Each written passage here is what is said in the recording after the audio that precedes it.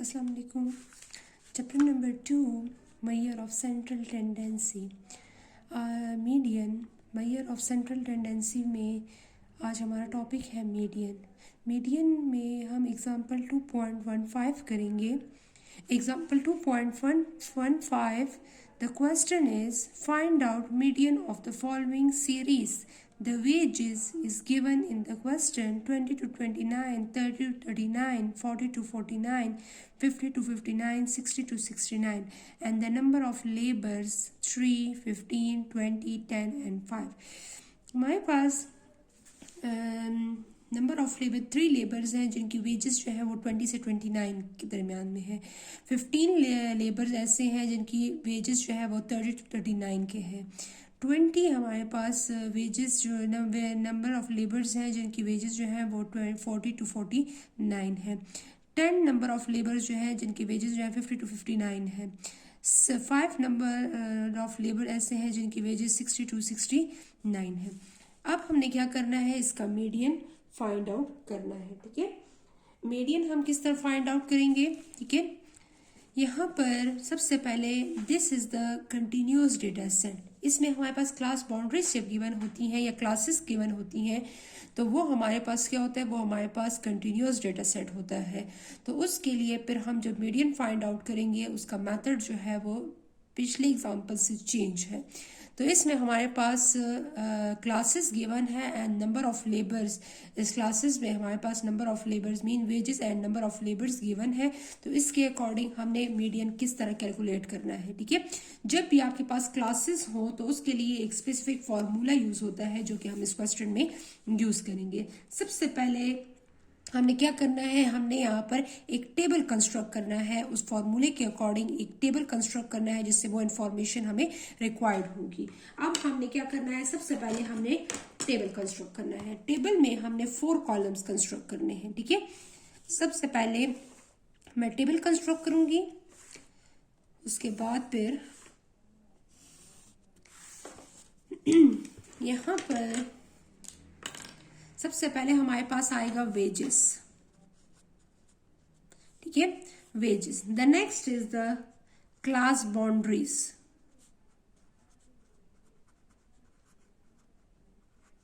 The next is the frequency and the next is the cumulative frequency. Wages हमारे पास क्या है, 20 to 29, 30 to 39. This is the wages. ठीक है, हमारे पास 30 to 39 question में ऊपर गिवन है. 30 to 39, 40 to 49, 50 to 59, 60 to 69, and frequency is given in the question 3, 15, 20, 10 and 5. सबसे पहले हमने देखना है कि हमारे पास अपर एंड लोअर लिमिट हमारे पास सेम है कि नहीं है. अगर हमारे पास क्वेश्चन में अपर एंड लोअर लिमिट अगर सेम हो तब हम क्लास बाउंड्रीज नहीं बनाएंगे. लेकिन अगर हमारे पास अपर एंड लोअर लिमिट सेम नहीं है तो हमने पहले क्या बनाना है, क्लास बाउंड्रीज. क्लास बाउंड्रीज किस तरह बनाते हैं, जितनी भी लोअर लिमिट्स हैं इनमें 0.5 सब्ट्रैक्ट करेंगे, जो अपर लिमिट्स है इसमें 0.5 ऐड करेंगे. तो लोअर लिमिट से 0.5, 20 से मैं 0.5 को सब्ट्रैक्ट कर दूं तो द आंसर इज 19.5 एंड 0.5 इसमें ऐड कर दूंगी तो 29.5. इसमें भी आप 0.5 सब्ट्रैक्ट करें तो 29.5 एंड नेक्स्ट इज 39.5. इसमें ऐड होगा और इससे सब्ट्रैक्ट होगा. जब इसमें ऐड होगा और इससे सब्ट्रैक्ट होगा तो अपर एंड लोअर लिमिट्स जो है वो हमारे पास क्या होंगी, वो हमारे पास सेम आएंगी. ठीक है, 39.5, 49.5, 49.5, 59.5, 59.5 एंड 69.5. हमारे पास अब जितनी भी लोअर लिमिट थी 0.5 सब्ट्रैक्ट करने के बाद मेरे पास लिमिट्स ये बन गई हैं और अपर लिमिट में 0.5 ऐड करने के बाद ये लिमिट. अब अपर एंड लोअर लिमिट जितनी भी है वो हमारे पास सारी क्या है, सेम है. फ्रीक्वेंसी के बाद हम कम्युलेटिव फ्रीक्वेंसी का कॉलम बनाएंगे. फ्रीक्वेंसी यहाँ पर है 3 plus 15 तो हमारे पास 18, फिर 18 plus 20 तो 30, 38. ठीक है, 20 को ऐड कर दिया 38, 38 plus 10 48, 48 plus 5 48 plus 5, the answer is 53. And the sum of frequency is 15 plus 20, 20, 30, 30, 40, 45, 45 और इसको 5 and 3 8 को ऐड किया, मेरे पास आंसर क्या आया 53. इसका सम जो होगा वो मेरे पास क्या आएगा 53. ये कॉलम हमने कंस्ट्रक्ट कर लिया है. अब हम क्या करेंगे, मीडियन हम कैलकुलेट करेंगे. How to find the median.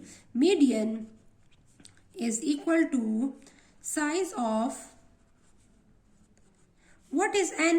n is summation f. n हमारे पास क्या है summation f. अब summation f जो है this is the odd. ठीक है, और ये odd है तो हमने क्या करना है, इसमें n plus 1 करेंगे, means summation f plus 1 divided by 2. अगर हमारे पास n equal to summation f है, ठीक है, अगर f n हमारे पास odd हो तो हम क्या करेंगे, हम plus 1 करेंगे. ठीक है,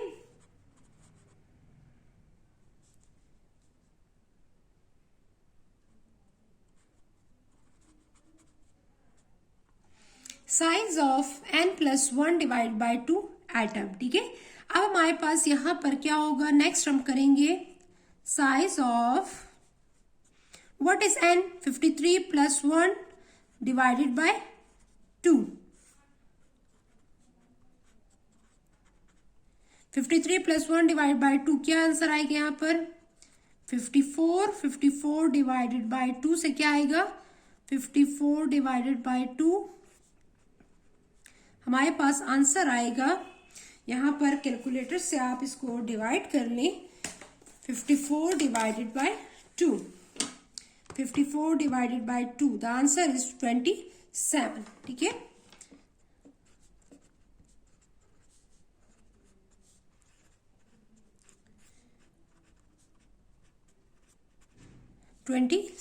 ठीक है. अब 27 जो है हम देखेंगे कम्युलेटिव फ्रीक्वेंसी में कहां पर लाई कर रहा है. अब 27 आप देखिए यहाँ पर 27 जो है वो 18 एंड 38 के दरमियान में आ रहे हैं. मैंने इससे पहले वाली क्वेश्चन में भी कहा था, इन केस अगर आपके पास एग्जैक्ट आपके पास यही वैल्यू है 27 जिस तरह है 27 एग्जैक्ट है तो ठीक है, लेकिन अगर 27 जो है अब वो दो क्लासेस के दरमियान में आ रहे हैं तो आपने कौन सा सेलेक्ट करना होगा, कौन सी क्लास सेलेक्ट करनी होगी, आपने ग्रेटर जो होगी वो आपने सेलेक्ट करनी होगी. तो 27 के लिए मैं कौन सी क्लास सेलेक्ट करूंगी, यहाँ पर 38 वाली. ठीक है, कम्युलेटिव फ्रीक्वेंसी में 38, because 27 lies between 18 and 38, so we select the greater one. ठीक है, तो ग्रेटर वन आपने सेलेक्ट करना है. आपने इसको सेलेक्ट कर लेना है, जो कॉलम आप सेलेक्ट करेंगे उसको आपने इस तरह हाईलाइट कर लेना है. ठीक है, आप इसको इस तरह हाईलाइट कर लेंगी.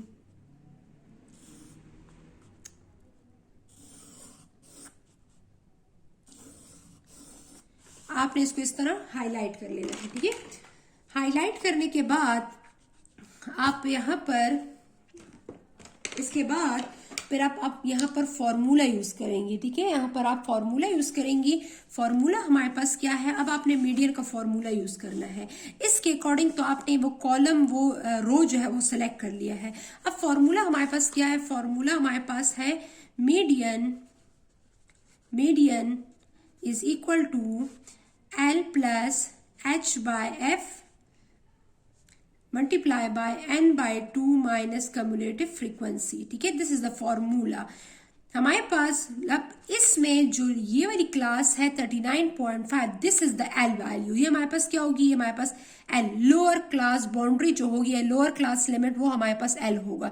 एच क्या होगा, इन दोनों में जो डिफरेंस आएगा 49.5 minus 39.5, so the difference is 10. इन दोनों में डिफरेंस जो है वो 10 आ रहा है. फ्रीक्वेंसी यहाँ पर क्या है 20. और कम्युलेटिव फ्रीक्वेंसी बात याद रखें कि इधर जो क्लास हमने सेलेक्ट की होगी उसमें हमने कम्युलेटिव फ्रीक्वेंसी सिलेक्ट नहीं करना, बल्कि उससे जो अबव वैल्यू होगी वो हमारे पास क्या होगी, वो हमारे पास कम्युलेटिव की वैल्यू होगी. ठीक है, तो यहाँ पर कम्युलेटिव इससे अबव होगा, इससे above cumulative frequency is equal to 18, frequency is equal to 20 and h is the difference between upper and lower and the lower class boundary is L. ठीक है, हमारे पास ये आ जाएगा.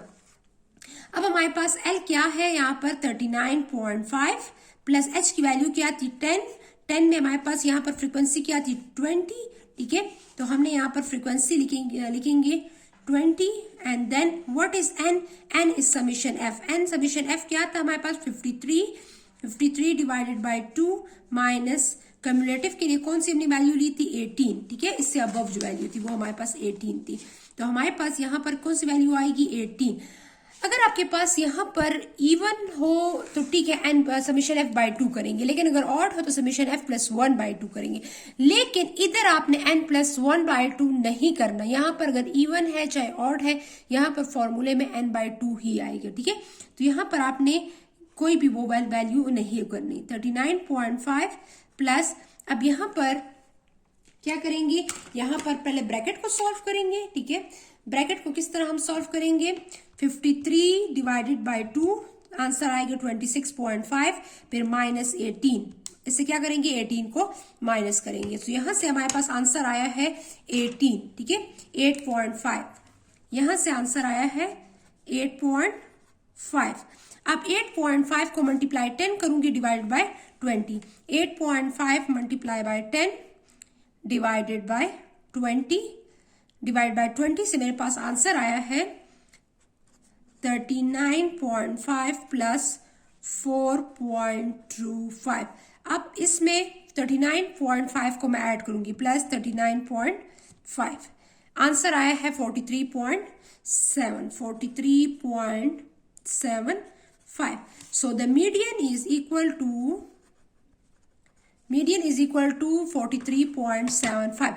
अब ये बात याद रखें कि आपका जो आंसर होगा वो आपने जो रो आपने सेलेक्ट की है, जिससे आपने इंफॉर्मेशन ली है एल एफ का, हमारे पास उसी रो के वेजेस जो होंगे, मीन जो क्लासेस होंगी उसके दरमियान में, या क्लास बाउंड्री जो होंगी उसके दरमियान में वो आपके पास वो वैल्यू लाई करती हो। कौन सी वैल्यू, ये वाली मीडियन 43 जो 0.575 जो हमारे पास वैल्यू आई है, ये वाली वैल्यू इसके दरमियान में लाई करती है, इसके या इसके दरमियान में आपके पास लाई करती है। तो 43 lies between 39 and 49, so the answer is correct. अगर इसका आंसर हमारे पास इसके दरमियान में नहीं लाई करता, इट्स मीन्स हमारी कैलकुलेशन में कहीं ना कहीं पे मिस्टेक है, और हमने कैलकुलेशन या हमारी कैलकुलेशन रॉन्ग है, और हमारे मीडिया का आंसर भी रॉन्ग है। सो इसका आंसर जो भी होगा वो आपकी इसके दरमियान में लाई करेगा, ठीक है। तो हमारे पास ये फॉर्मूला था, ये क्लास बाउंड्रीज जब हमारे पास हो या हमारे पास क्लासेस हो तो उसके लिए फिर हम इस टाइप का फॉर्मूला जो है वो यूज करते हैं, ठीक है। तो यहाँ पर फॉर्मूला हमने यूज किया और इससे आंसर आया 43.75। बहुत इजी मेथड है जो कि हम यहाँ पर इस डेटा सेट में हम इसको यूज करते हैं, ठीक है। Thank you, Allah Hafiz.